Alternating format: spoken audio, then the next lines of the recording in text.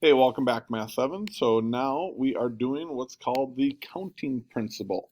Counting principle is pretty simple, but some people do get this wrong, so let's just kind of go through it here. Billy is looking to pack a sandwich lunch, okay? Or pack a lunch, I should say. In this lunch, he wants some different things.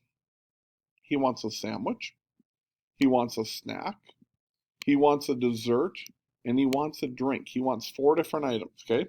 Now, he's got choices. His sandwich could be ham, turkey, or salami. How many choices is that altogether? Three, correct? Okay. And for his snack, he could have an apple, a banana, or a carrot. How many choices is that for a snack? Three more. Good. Now, for a dessert, he could have a cookie or a brownie. How many choices is that? Two.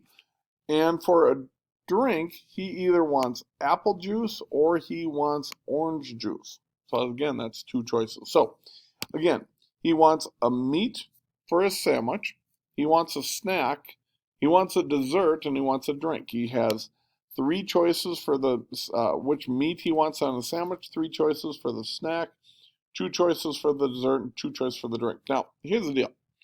Think about this. You could have a ham sandwich with an apple, ham sandwich with banana, ham sandwich with a carrot. So that's three choices so far. You could have a turkey sandwich with an apple, a turkey and a banana, turkey sandwich and a carrot. So that's up to six choices so far. Or you could have a salami sandwich with an apple, a salami sandwich with a banana, or a salami sandwich with a carrot. That's nine choices. So, question for you. How did I use the numbers 3 and 3 to get to 9? Did I add them or did I multiply them? Hopefully you said I multiplied them. That's correct. To find out how many different choices we could have had, I multiply 3 by 3. Now think about this. You have nine choices, right? All nine of those choices could be with a cookie, or all nine of those choices would be with a dessert. That makes a total of 18 choices because I multiplied 9 by 2 to get to 18. And then all 18 of those choices could be with apple juice, or all 18 of those choices could be with orange juice. Again, I multiplied those to get 18 times 2 is 36. So you take your numbers, you multiply each of them together to get all your different choices. It's called the counting principle. Let's do one more here for us, okay? Bruno.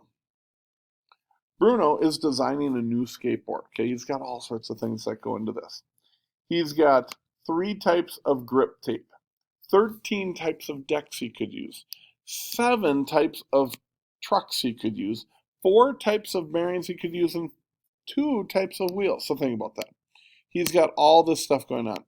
He's got three grip tapes he could use. He's got 13 decks he could use, seven different trucks he could use, four different bearings he could use, and two different types of wheels. I could make you draw that all out. No, I'm not going to do that.